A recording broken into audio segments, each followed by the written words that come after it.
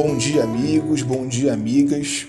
Eu sou o Saulo Monteiro e está começando mais um episódio do nosso Café com o Espiritismo. Com você que me ouve, eu espero que esteja tudo bem. Mas olha, se hoje não for um daqueles dias ótimos, está tudo bem também, viu? A vida tem estado bem difícil e ela é feita de ciclos.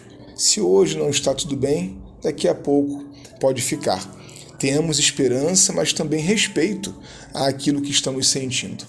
O capítulo 7 do livro O Grande Enigma nos faz um desafio intelectual muito agradável enquanto espíritas. Se trata de definir o papel de Deus na tese da doutrina dos imortais. Sendo uma filosofia nova, apesar de tratar fenômenos que sempre existiram, é muito natural que o pensamento espírita ainda esteja em plena construção em nós. Aliás, Kardec mesmo nos alerta para o fato de que o espiritismo é progressivo, ou seja, ele está sempre se construindo, avançando, crescendo. É assim dentro de nós também. Ele não está pronto, está se aprontando. É muito justo.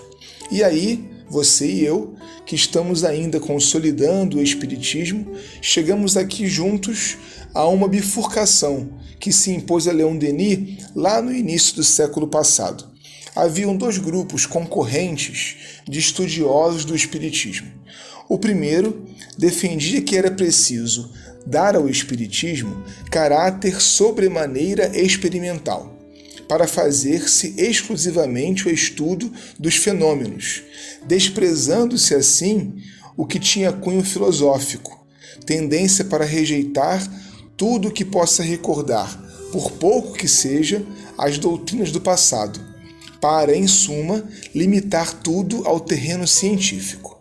Pensa-se assim atrair os homens da ciência, os positivistas, os livre-pensadores, todos aqueles que sentem uma espécie de aversão pelo sentimento religioso, por tudo que tem uma aparência mística ou doutrinal.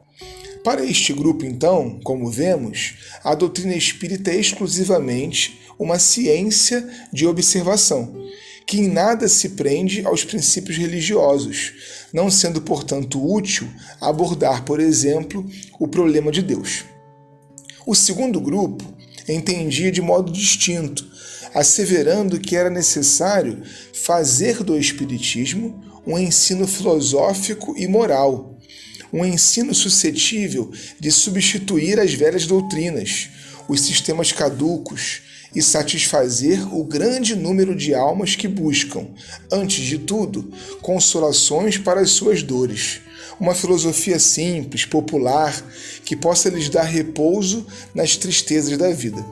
Para esse núcleo, então, debruçarmos-nos sobre a experimentação psíquica já não seria algo nuclear, uma vez que o mais importante da doutrina seriam as consequências morais, capazes de atender os corações e marcar a cada um de nós com seus propósitos de superação e progresso.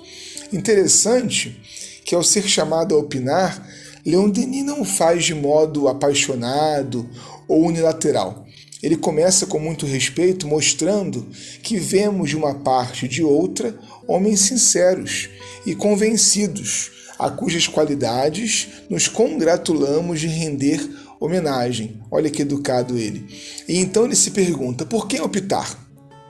Em que sentido convirá orientar o Espiritismo para assegurar sua evolução? Porque aqui há uma contradição flagrante entre a opinião dos dois grupos. Por isso ele se pergunta, por quem optar?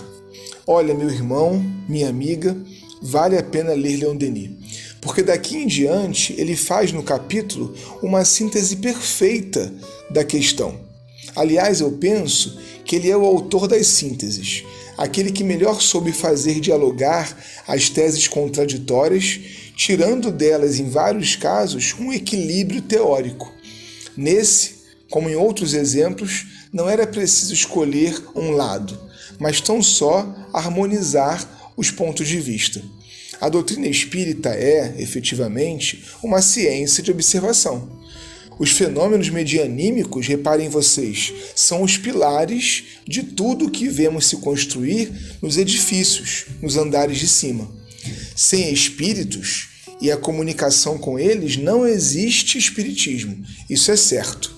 Por outro lado, se nos concentramos exclusivamente na fenomenologia, não conseguimos enxergar suas consequências filosóficas, que são, afinal, o abrigo para o pensamento e para a consciência humanas.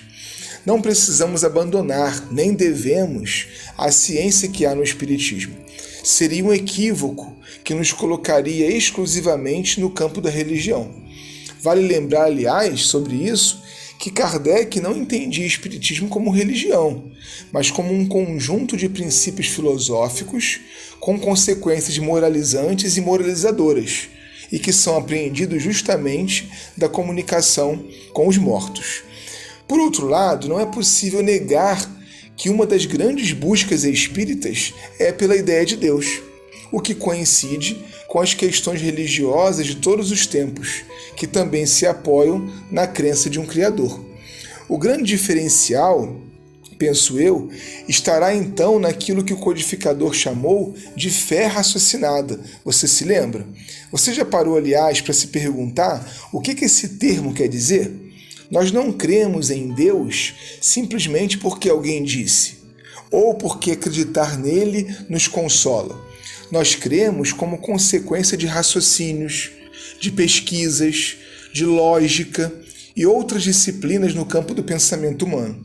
Como temos visto em nossa leitura conjunta de O Grande Enigma, nós, aliás, nem cremos em Deus, nós sabemos dele. Fica o convite para a leitura desse capítulo 7. Nós sabemos de Deus. Para Denis, então, duas coisas são precisas para se ter espiritismo. A perspicácia da observação, que nós poderíamos chamar aqui de curiosidade intelectual, querer saber sempre mais, não se contentar com respostas prontas, ir mais adiante e um pouco mais, sempre. Mas também precisamos de uma inspiração, de perspectivas superiores, de sensibilidade no campo religioso, de modo a criar em nós um ideal. Mas que é o ideal? Nos pergunta Leon Denis. Que é o ideal? É a perfeição. Deus, sendo a perfeição realizada, é ao mesmo tempo o ideal objetivo, o ideal vivo. Deus, sendo a perfeição realizada, é ao mesmo tempo o ideal objetivo, o ideal vivo. Um forte abraço e até o próximo Café com o Espiritismo.